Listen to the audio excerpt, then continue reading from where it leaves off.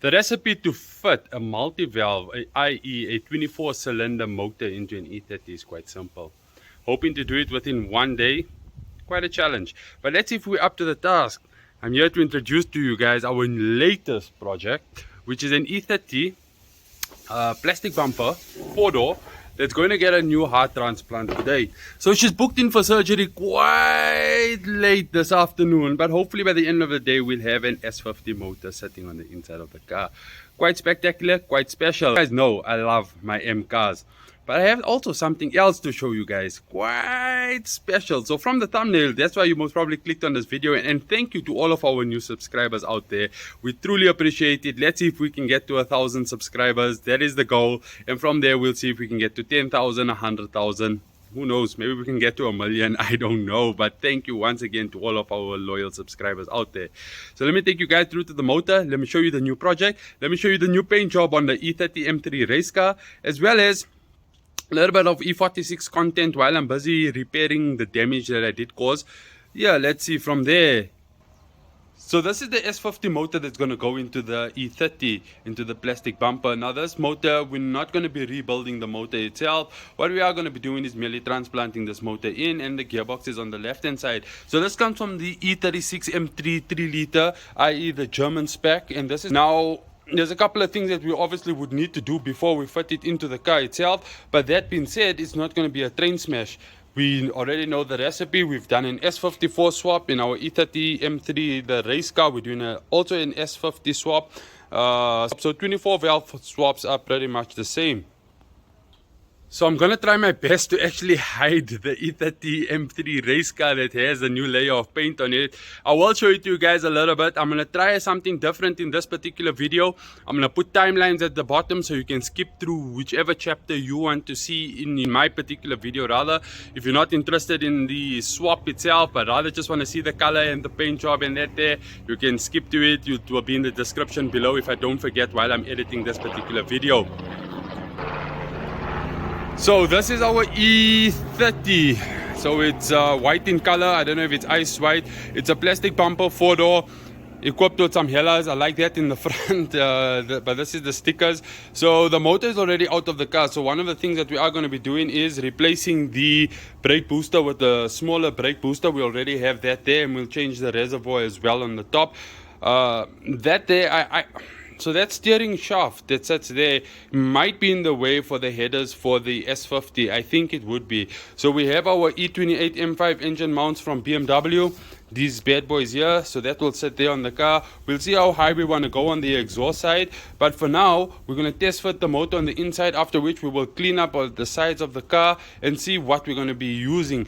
The car is equipped with a Spitronic management on the car. Now, for me, I would prefer to use the OEM management, but to get the car up and running, we will continue to use the Spitronics management. Car is actually absolutely clean. Well, it's technically clean. It's clean-ish for its age. The interior is pretty decent on the car itself. It had the car has been standing for 2 or 3 months or so. I don't have the keys, but it has this beige whitish interior on the inside of the car, sitting on some replica BBSs or Eagles, whatever they call. But nonetheless, it's a pretty good example. It has an original M5 boot spoiler at the back, for which the dog has eaten it. Now you guys have most probably seen a bit of the color while I was moving the camera, so let's get to the main attraction. So our E30 M3, the race car, the race version, the stripped out version, currently has a layer of paint on it. Now the paint is not coming through onto the camera quite as good as I would like it to be, but the color is called Santorini Blue. Now Santorini is a racetrack. I think it's in Greece or something like that there, which is covered by the islands. And the reason why it's called Santorini Blue is because I think the city is called Santorini, and around it is a whole lot of lakes and the blue of the lakes itself. Now this color was chosen by my son. My son chose, I asked him what color does he want to spray the car. He said the color is blue. But when I did a little bit of research as to Santorini Blue, it reminded me of a lake that I went to when I was in Italy. It was absolutely beautiful.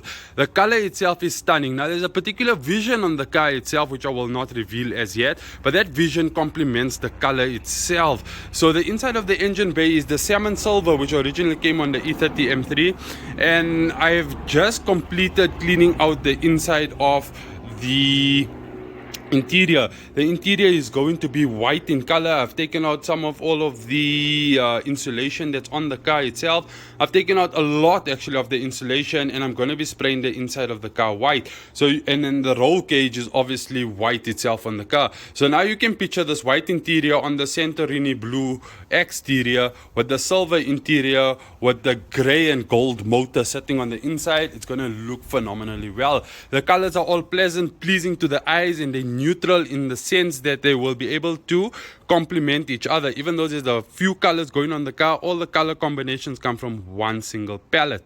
So for that one palette, we mixed and combined all of the colors together to give us this particular desired outcome that we're looking for. Now this is the first time the car has been in its full format, with the side skirts, the rear quarter panel sitting on the C-pillar, the boot, the bonnet, the bumper not yet attached but going to be attached soon, and as well as the spoiler, which still needs to be sprayed.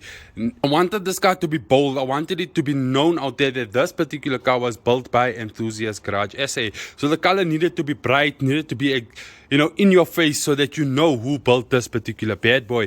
I didn't want to do another same restoration where this car was sitting with like a red or black or blue. Black was on the cards, but then eventually I thought, no, let me do something out of this world, something which I did like. I liked it on the E90 M3, the Santorini blue E90 M3, when the guys put the big wings at the back. Gives a very good racy look.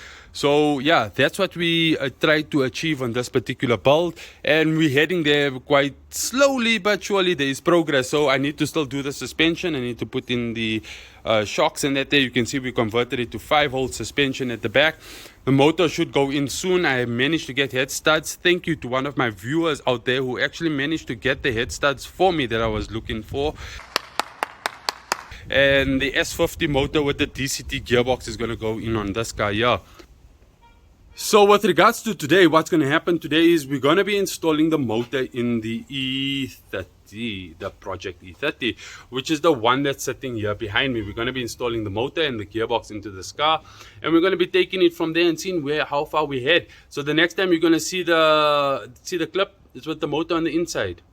And just like that there, the E36 M3 motor is sitting in on the inside. I need to make a plan with that steering shaft there as well, because I want to technically try and keep exhaust manifold as OEM as possible, so I can try and engineer something there. But yeah, from this side here, everything is in. Engine mounts just need to be tightened. We'll start doing the plumbing, start putting in the brake booster and things like that there. I don't know if that Spatronics is actually going to work, but we're going to see. But the next thing that's really irking me here is I want to give this car a good detail. Give it a good detail and make sure everything is 110% clean. Clean the motor and that there as well. So we are also going to be a bit tight on space. I was hoping that I could reuse the viscous. And yeah, but that's going to be a bit of a problem currently. I don't think that's going to be possible. But what we are going to do is most probably see if we can get a fan slim enough to fit in there, and then obviously start with the radiators. Put the radiator hoses in on the inside, get the lower radiator hoses plumbed up once I know what radiator I'm going to use. So I'll figure that out once I've removed the viscous and see how much of space I got. Calculate the distance of the fan, calculate the distance of the radiator, and then between the two we actually have a working solution. So I hope you guys enjoyed this particular video. It's pretty cold now, yeah, but till the next one, man, peace.